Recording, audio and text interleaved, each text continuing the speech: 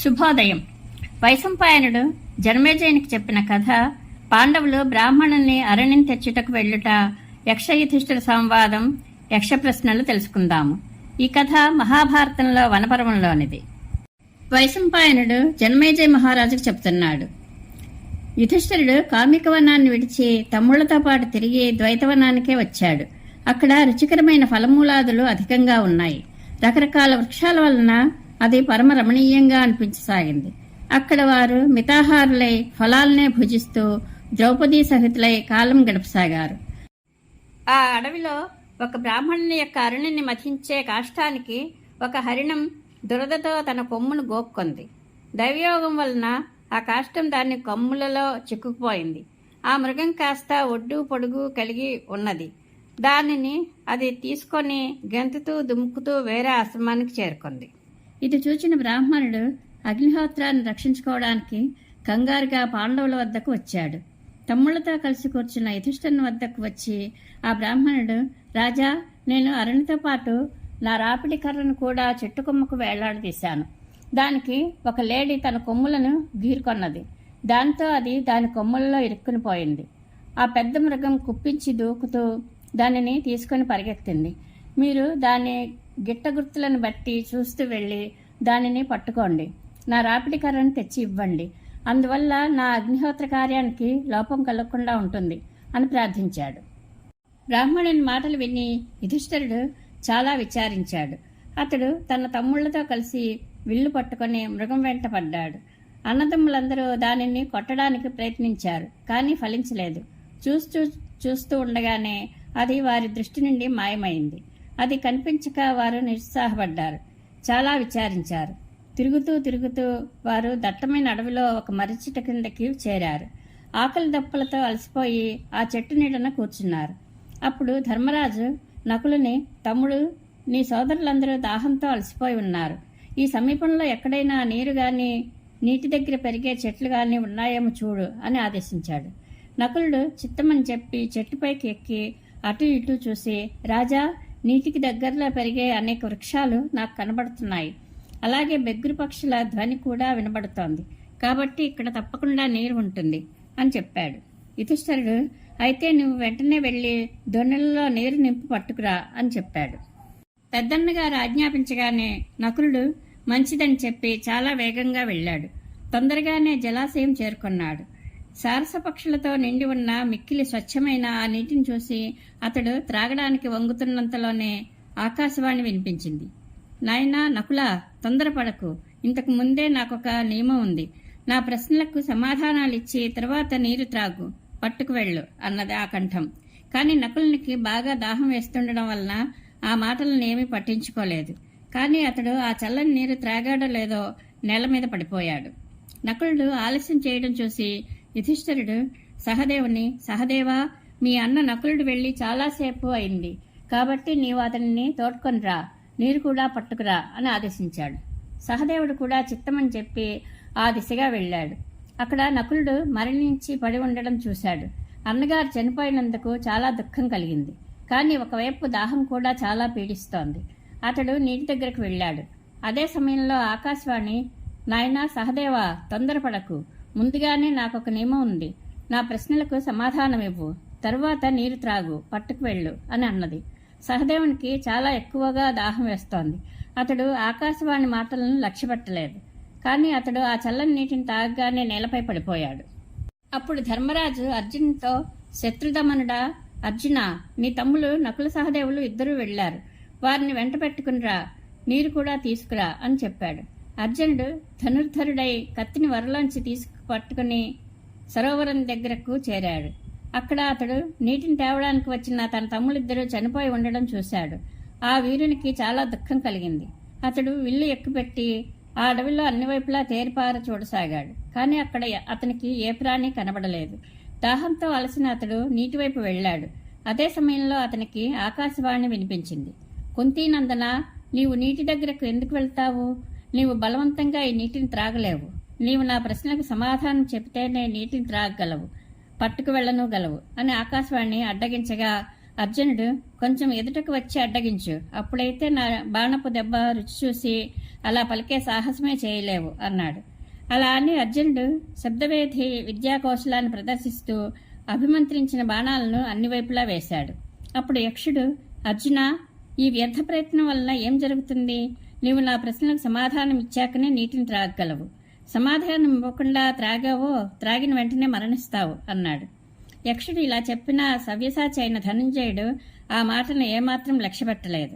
అతడు నీటిని త్రాగుతూనే మరణించాడు. ఇక యుధిష్ఠిరుడు భీమసేనునితో, భరతనందన, నకుల సహదేవులు అర్జునుడు నీరు తేవడానికి వెళ్లి చాలాసేపు అయింది, ఇంతవరకు తిరిగి రాలేదు. నీవు వారిని తీసుకునిరా, నీటిని కూడా పట్టుకురా అన్నాడు. భీమసేనుడు సరే అని చెప్పి తన తమ్ముళ్ళు చనిపోయిన ఆ చోటుకు వెళ్ళాడు. వారిని చూసి అతనికి చాలా దుఃఖం కలిగింది. ఒక పక్క దాహం కూడా విపరీతంగా బాధిస్తోంది. అతడు తనలో ఈ పని యక్షరాక్షసులదై ఉంటుంది, నేను తప్పక వారితో యుద్ధం చేయాలి కనుక ముందు నీటిని త్రాగుతాను అనుకున్నాడు. అలా ఆలోచించి దాహబాధతో నీటివైపు నడిచాడు. ఇంతలోకే యక్షుడు, సోదరా భీమసేన, తొందరపడకు, ముందే నాకు ఒక నియమం ఉంది. నా ప్రశ్నలకు సమాధానాలు ఇచ్చాకనే నీవు నీటిని త్రాగగలవు, పట్టుకు వెళ్ళనూగలవు అన్నాడు. అతులిత శక్తి సంపన్నుడైన యక్షుడు ఇలా చెప్పాక కూడా భీముడు అతని ప్రశ్నలకు సమాధానాలు ఇవ్వకుండానే నీరు త్రాగాడు. తాగుతూనే నేలకు ఒరిగిపోయాడు. వైశంపాయనుడు చెప్తున్నాడు. ఇక్కడ యుధిష్ఠిరుడు భీముడు ఆలస్యం చేయడం చూసి చాలా చింతించాడు. అతని మనసు శోకావేగంతో తప్పించిపోతోంది. తాను స్వయంగా వెళ్లడానికి లేచాడు. జలాశయం వద్దకు వెళ్లి చూసేసరికి తన తమ్ముళ్ళు నలుగురు చనిపోయి పడి ఉండడం కనిపించింది. వారు నిశ్చేష్టులై పడి ఉండడం చూసి అతనికి మహాదుఖం కలిగింది. శోక సముద్రంలో మునిగి అతడు, ఈ వీరులను ఎవరు చంపారు? వీరి శరీరాల మీద ఎటువంటి ఆయుధాల దెబ్బల గుర్తులు కనిపించడం లేదు. పైగా ఇక్కడ ఎవరి కాలి గుర్తులు కూడా లేవు. నా తమ్ముళ్లను ఏదో ఒక గొప్ప ప్రాణి చంపి ఉంటుంది అనుకుంటున్నాను. సరే, ముందు దీక్షగా దీనికి కారణం వెతుకుతాను. లేకపోతే నీరు త్రాగాక నాకు దీని సంగతి దానంతటా అదే తెలుస్తుంది. మా పరోక్షంలో పొంచి కుటిల బుద్ధి అయిన శకుని ద్వారా దుర్యోధనుడు ఈ విషపూరితమైన సరోవరాన్ని నిర్మింపజేసి ఉండడు కదా. కానీ ఇది విషపూరితం కాదు అనిపిస్తోంది. ఎందుకంటే చనిపోయిన నా తమ్ముళ్ల శరీరాలలో మార్పు ఏమీ రాలేదు. పైగా వీరి ముఖవర్ణం కూడా కాంతిగానే ఉంది. వీరిలో ప్రతి ఒక్కరూ అతివేగం గల జలప్రవాహంలా మహాబలులు. ఈ పురుష శ్రేష్ఠులను ఎదిరించడం సాక్షాత్తు యమధర్మరాజుకు తప్ప వేరెవరికీ సాధ్యం అని అనేక రకాలుగా ఆలోచించసాగాడు. ఇదంతా ఆలోచిస్తూ అతడు నీటిలో దిగడానికి సిద్ధపడ్డాడు. ఇదే సమయంలో అతనికి ఆకాశవాణి వినిపించింది. నేను కొంగను, నేనే నీ తమ్ముళ్లను చంపాను. నీవు నా ప్రశ్నలకు సమాధానం ఇవ్వకపోతే 5వ వాడివైనా నీవు కూడా వారితో పాటు నిద్రిస్తావు. నాయనా, తొందరపడకు, నాకు ఇది ముందు నుండి ఉన్న నియమం. నీవు నా ప్రశ్నలకు సమాధానం ఇవ్వు, ఆపై నీరు త్రాగు, తీసుకువెళ్ళు అని ఆకాశవాణి పలికింది. యుధిష్ఠిరుడు, ఈ పని ఒక పక్షి వలన అయ్యేది కాదు. కాబట్టి మీరు రుద్రవసుమరుత్తులు మొదలైన ప్రధాన దేవతల్లో ఎవరని నేను మిమ్మల్ని అడుగుతున్నాను అన్నాడు. యక్షుడు, నేను వట్టి జలచరమైన పక్షిని కాను, యక్షుడను. ఈ నీ మహాశక్తిశాలురైన తమ్ముళ్లను నేను చంపాను అని అన్నాడు. యక్షుని యొక్క ఈ అమంగళకరమైన కఠోరమైన వాక్కులు విని యుధిష్ఠిరుడు అతని వద్దకు వెళ్ళాడు. వికటనేత్రుడు, విశాల నేత్రుడు, విశాలకాయుడు అయిన ఒక యక్షుడు చెట్టుపైన ఉండడం అతడు చూశాడు. ఆ యక్షుడు సమీపించ శక్యం కానివాడు, తాడి చెట్టులా అతి పొడవైనవాడు, అగ్నివలే తేజస్వి, పర్వతంలా విశాలకాయుడు. అతడే తన గంభీర ధ్వనితో అతనిని పిలుస్తున్నాడు. తిరిగి అతడు యుధిష్ఠిరునితో, రాజా, నీ తమ్ముళ్లను నేను పదే పదే వద్దని అడ్డగించాను. అయినా వీరు మూర్ఖంగా నీళ్లు తీసుకువెళ్లాలని అనుకున్నారు. అందుకే నేను వీరిని చంపాను. నీవు నీ ప్రాణాలు దక్కించుకోవాలంటే ఈ నీరు త్రాగకూడదు. ఈ సరస్సు ఎప్పటి నుండో నాది. ఇది నా నియమం. ముందు నా ప్రశ్నలకు సమాధానం చెప్పు, ఆ తరువాత నీళ్లు త్రాగు, పట్టుకు వెళ్ళు అన్నాడు.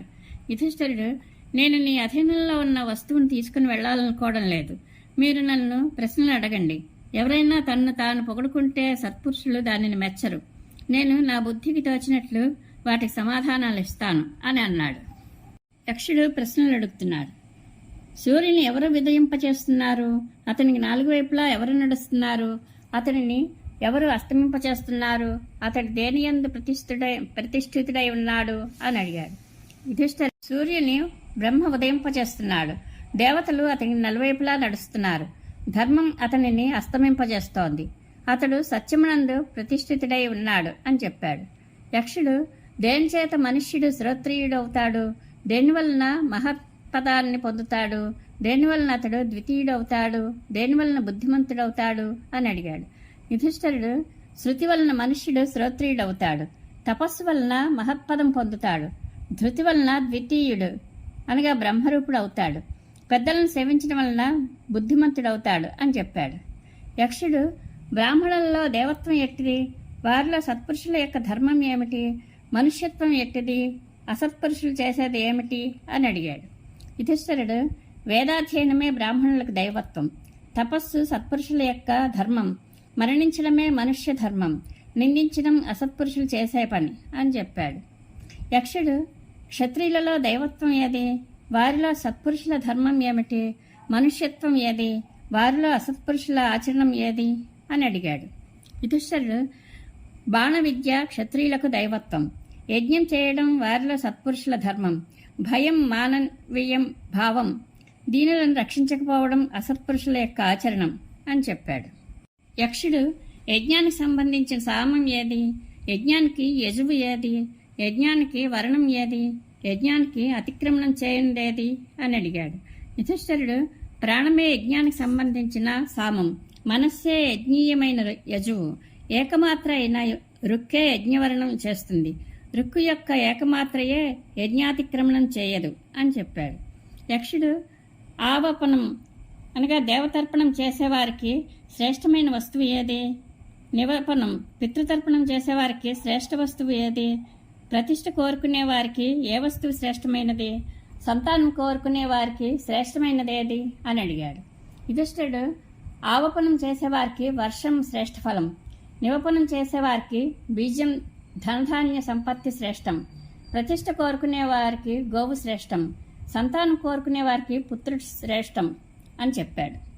యక్షుడు, ఇంద్రియ సుఖాలు అనుభవిస్తూ శ్వాసిస్తూ బుద్ధిమంతుడై ఉండి లోకంలో గౌరవింపబడుతూ అందరికీ మాననీయుడై ఉండి కూడా వాస్తవానికి జీవించి ఉండని వాడెవడు అని అడిగాడు.